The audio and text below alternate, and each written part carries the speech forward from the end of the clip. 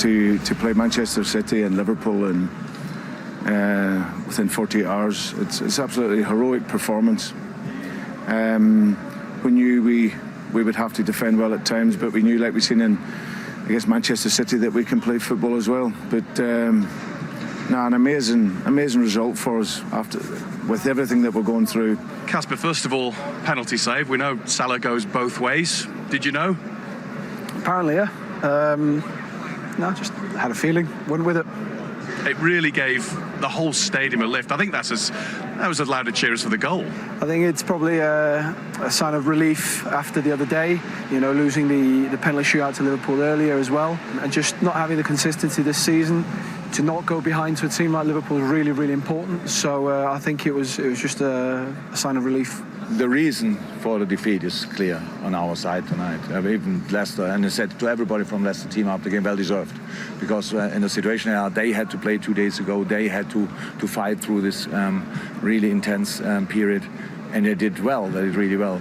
If we play better, if we play like we are able to play, I think we would have been still the winner. But if and when is not really interesting tonight. So we didn't do good enough to beat Leicester, and that's why they deserve to win. Well, appreciate those words, Jürgen. I mean, what a gutsy performance from Leicester, really. I mean, I'm not sure who's most happy about it, you or me. No, you was happier in the room earlier on today. Totally neutral, obviously. Not. But it was heroic. Brendan Rodgers mentions it there. I just think it was a great team performance. The players, Dewsbury Hall in midfield, it was just class. Like Luke Thomas at left back as well. Everything just came together. Local and there was, in the first half, they had so much pressure to deal with, but they dealt with it really well. Yeah. We'll come to Liverpool and their missed chances later, but I suppose the most impactful part was Lookman coming on and scoring the vital goal, of course, Dan. It was an incredible impact, a brilliant goal. It wasn't just the personnel, it was the system change that really gave Leicester a bit of a foothold in the game, because they were on the back foot at that point. Changed from a diamond to a 4-3-3. Lookman went on the left to occupy Trent Alexander-Arnold. And he played 90 minutes against Manchester City. So to come on and be sharp and ready a day or 2 days later, credit to him. Look at what I love about this. He's a little bit of skill. He's played the pass. He's off. Yeah. He gets past Trent, switches off there. And when he gets there, has he got the composure? Brilliant finish. Gives the keeper the eyes. It's a good ball here from Dewsbury Hall. But it's here now. Just come off the pitch. Sometimes you get jelly legs when you're in off the bench. Sorry, on the pitch, off the bench. Van Dijk here stops him bending it to the far corner, because we've seen him do that before, so he goes the other way and he beats Alisson with the eyes. It was their only shot on target, Gary. I know. Determined, resilient, it had everything in that Leicester performance, but that moment of magic was the one that won them the 3 points. I suppose you can start to believe as a Leicester fan when Salah misses a penalty. I mean, it's so rare, isn't it? It was just, I couldn't believe it, to be honest. If there's one man you want in that position, it's Salah. And everyone misses them occasionally. Of course they do. But Ndidi, a little bit sloppy. He's midfielder playing at the back. Gets a little bit overexcited. He goes once, but goes twice. He doesn't need to do it. And Martin's there covering him. You see Salah step up here, and if he scores that, it's not once, it's twice. Three times. A third opportunity as well. And if this goes in, it probably changed the game, but you can't take anything away from that save from Casper. But from Liverpool's point of view, it was a real shame, because after that they couldn't unlock the door. No, they couldn't. Incredibly rare clean sheet for Leicester this season. Struggled a lot from set pieces. Alan Shearer did his analysis on that and told Leicester how they should defend. Don't be giving him credit. I'm going to give him a little bit of credit, because they clearly switched. I don't know whether Brendan watched Match of the Day or not, but they clearly changed policy, and it worked. But what a night Kasper Schmeichel had. It could have been different without him. I think when you beat Liverpool, you do need a bit of luck, and you need your keeper to play well generally, because they'll always make chances with the quality they've got in attacking areas. I mean, the penalty obviously was a bad miss, but Schmeichel was bang at it. This was a save you'd probably expect him to make. But he was in one of those moods where you could sense he was going to take something really special to look at that, spreading himself. We've seen that over the years, him do it so many times, and this is probably the save that it is. Unbelievable save, this one. How he keeps this out, a better angle we'll see now, the strength of his right arm to get that over. What a save. And these are crucial moments in the first half, because Liverpool were dominant in the first half, because Leicester played the diamond, and that's a poor miss from Mane. First time they beat Schmeichel, and he lifts it too high. But just on the tactic on the first half, Liverpool was so dominant because the diamond was giving Liverpool so much width. And here, in the last second, Van Dijk, another save you expect him to make. But it was going to take something special to beat Schmeichel back to his best. Yeah. It's just quality, the way he spreads himself as well. Yeah. You know, it's like his old man, the way he spreads himself. Yeah. I've trained with him. He does it every day in training. And by far the man of match today. Brilliant performance. 6-point lead for Manchester City now, Micah. It's looking good. That's a strong lead. There's going to be City going to drop points further down the road, but you know, after this period, COVID, playing games in quick succession, I think to be 6 points clear now, they'll be very happy with that. A lot to do. A lot to do. It's a big ask. Games for the first time in his Premier League career. Oh, wow. Yeah, it's a great substitute to have come on, to be honest with you. Someone who's direct, someone who can take the ball, dribble past players and commit players. Here he plays it into Dewsbury Hall and makes a run behind him, but doesn't just... He follows his run as well and just carries on into the box. No one can touch him. And then just slips the ball past the goalkeeper. Here, Lookman gets the ball. Trent doesn't really actually follow him, and then you look at Dewsbury making a run, and Henderson's pointing at where someone to follow him. Doesn't follow him himself, but then just passes the ball, and then follows the ball and follows the run into the box. No one can touch him in there. And I was talking about the goal here. If you look at Virgil, he's blocking the other side, so the goalkeeper should not let that ball come into his near post. That's not a goal that he's going to be happy with, to be honest. Yeah. Well, Leicester manager is definitely happy with that. Should Alisson be beaten from there? I personally would think no. I think it's a scruffy goal in that respect because, as Emil rightly said, Virgil van Dijk knows. You can see him, he's crouching his legs. It's not going to go through his legs.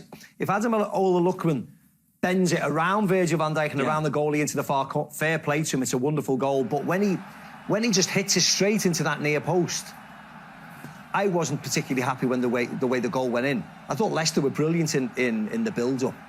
Dewsbury Hall, I thought, was excellent, running into that space. Look at Lookman's pace here. I know he's only just come on the field, but as Emmy said, his desire.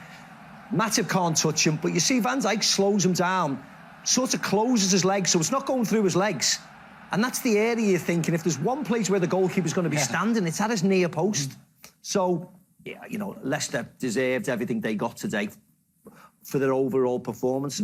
I wasn't particularly happy with the goal, not at all. Interesting, though, how Leicester, with that move, found space out on the flanks, because for much of that first half, any width belonged to Liverpool, didn't it? Yeah, it did, because, again, they were tucked in quite narrow, and it wasn't until Lookman actually came onto the pitch and they changed the formation. Lookman played a bit more wide, and they only played with one up front. Yeah. We look back now at the 14th minute as being one of the key moments. A penalty.